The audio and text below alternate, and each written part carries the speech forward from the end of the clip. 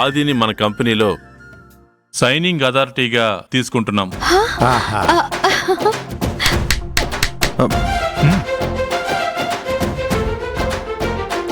అంటే ఇకపై తను కూడా బిజినెస్ అన్నిట్లోని వన్ ఆఫ్ ది పార్ట్నర్.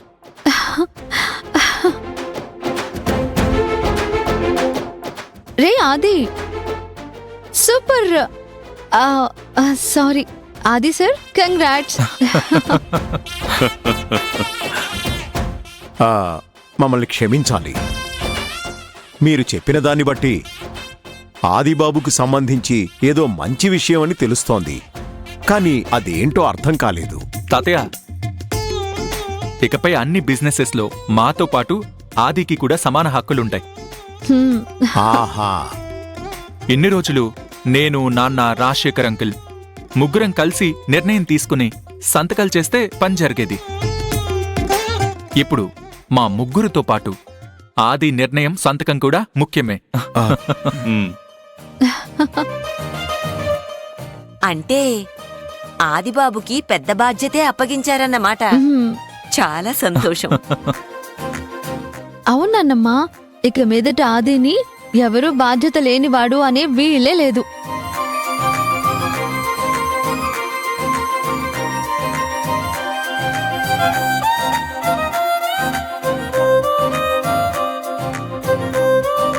ఏమైందిరా ఆది? ఇంత గుడ్ న్యూస్ చెప్తే ఎందుకలా డల్గా ఉన్నావు? ఇవన్నీ నేను హ్యాండిల్ చేయగలను అన్నయ్య.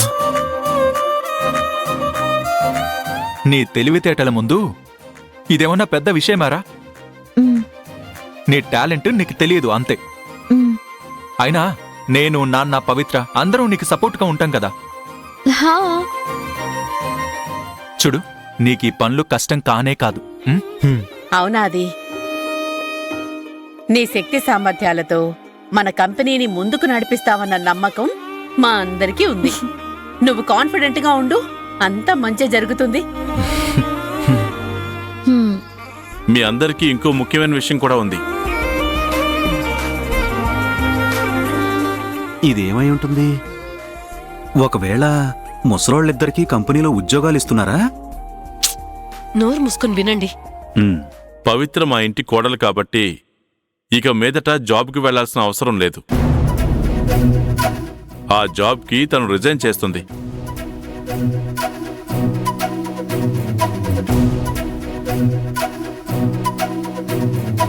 మావయ్య, నాతో ఒక మాట కూడా చెప్పకుండా సడన్ గా ఈ నిర్ణయం ఏంటి మావయ్య? నాకు నా జాబ్తో చాలా కమిట్మెంట్స్ ఉన్నాయి. అదేంటి బాబు, పవిత్రకి స్వతంత్రంగా తన కాళ్ల మీద నిలబడమే ఇష్టం. తను ఉద్యోగం చేసినా నీకెలాంటి చెడ్డ పేరు తీసుకురాదు. ఏమీ అనుకోకుండా మా మనవరాలు ఉద్యోగానికి వెళ్ళడానికి అనుమతి ఇవ్వండి బాబు. మీరు కంగారు పడకండి. పవిత్రని అక్కడ ఉద్యోగం మానేయమని చెప్పాం, కానీ అసలు జాబే చేయొద్దని చెప్పలేదుగా.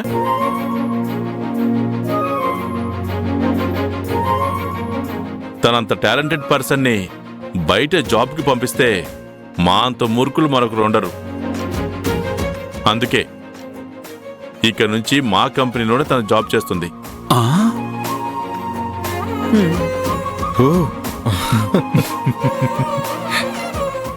ఆ డీటెయిల్స్ అరవింద్ చెప్తాడు. ఇందిరా కన్స్ట్రక్షన్ నుంచి కొత్తగా స్టార్ట్ చేసే వెంచర్కి పవిత్ర సూపర్వైజర్ అండ్ ప్రాజెక్ట్ ఇన్ఛార్జ్.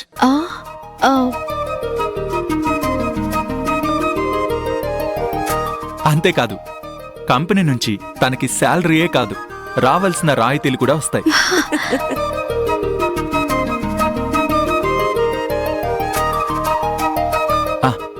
పవిత్ర, నీ గోల్స్ ఫుల్ఫిల్ చేసుకున్నాక నువ్వు మన కంపెనీ నుంచి లోన్స్ కూడా తీసుకోవచ్చు.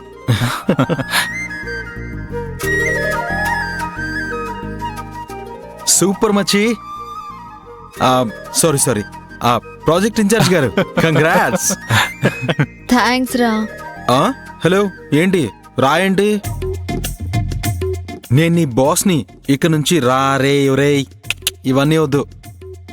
Only sir. ఆ, సార్. ఊరికే జోక్. రేయ్. రేయ్, అది. ఉష్. హ్మ్. మా మనవరాలికింత గొప్ప స్థానం ఇస్తున్నందుకు మీకెలా కృతజ్ఞతలు చెప్పాలో తెలియడం లేదు. ముందు మీ మనవరాలికి అభినందనలు చెప్పి ఆశీర్వదించండి, అది చాలు. హా, పక్కింటోడి ఇంటి మీద రాయేసి అద్దం పగలగొడితే మనింటి మీద మంటపడి ఇల్లు మొత్తం తగలబడిపోయింది అన్నట్టు దీన్ని ఎలాగైనా పడగొట్టాలి అని మనం ప్లాన్ చేస్తుంటే ఇది మాత్రం ఇంకా ఇంకా పైకి ఎగురుతుంది. ఈ రోజు 2 మంచి విషయాలు జరిగాయి. రాజశేఖర్ ఇంటికి వెళ్ళి పెళ్లి చూపులతో పాటు ఆది సంజనాల నిశ్చితార్థం కూడా చేసుకుంటే అంతా మంచితో ఈ రోజు పూర్తవుతుంది. వీటితో పాటు ఇంకో విషయం కూడా ఉందన్నయ్య. ఏంటమ్మా అది? ఇది మాత్రం ఖచ్చితంగా కీర్తి విషయమే. అమ్మాయికి పెళ్లి చేసి ఆస్తిలో వాటా ఇవ్వాలని చెప్తుందనుకుంటా. అవునవును. రేపు పెళ్లి జరిగి సంజన మన ఇంటికి కోడలిగా వచ్చాక బిజినెస్లో తనకు కూడా మీరు పార్ట్నర్షిప్ ఇవ్వండి అన్నయ్య. తప్పకుండా చేద్దాం సీత. ఇక మీరందరూ రెడీ అయితే రాజశేఖర్ ఇంటికి బయలుదేరదాం. బయలుదేరదామా? సరే పదండి.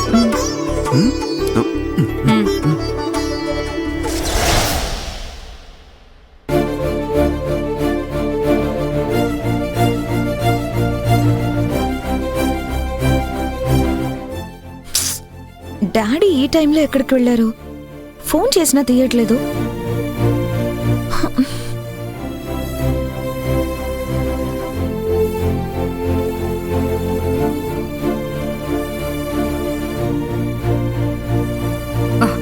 ఇంకా రెడీ కాలేదంటే? డాడీ ఎక్కడికి వెళ్ళారమ్మా? ఇంకా ఇంటికి రాలేదు. నేను ఫోన్ చేస్తుంటే రెస్పాండ్ కూడా అవ్వట్లేదు. ఆయనకి పెళ్లిష్టం లేక బయటికి వెళ్లారని చెప్తే సంజన తట్టుకోలేదు. మాట్లాడవేంటమ్మా? వచ్చేస్తారులేమ్మా, ముందు నువ్వు రెడీ అవ్వు. ఎందుకమ్మా డాడీ ఈ టైంలో ఇలా చేస్తున్నారు? ఇప్పుడే పవిత్రతో మాట్లాడాను. 5 minutes లో బయలుదేరుతున్నారట. ఏ క్షణమైనా ఇంటికి రావచ్చు. వాళ్ళు వచ్చే టైంకి ఇంట్లో డాడీ లేకపోతే ఎలా ఉంటుందో నువ్వే చెప్పు. ఏదో ఒక పని మీద వెళ్ళుంటారు. వాళ్ళు వచ్చే టైంకి ఇంట్లో ఉంటారు. నువ్వు టెన్షన్ పడకుండా ముందు నువ్వు వెళ్ళి రెడీ అవ్వు. వాళ్ళు వచ్చాక నువ్వు రెడీ అయితే బాగుండదే.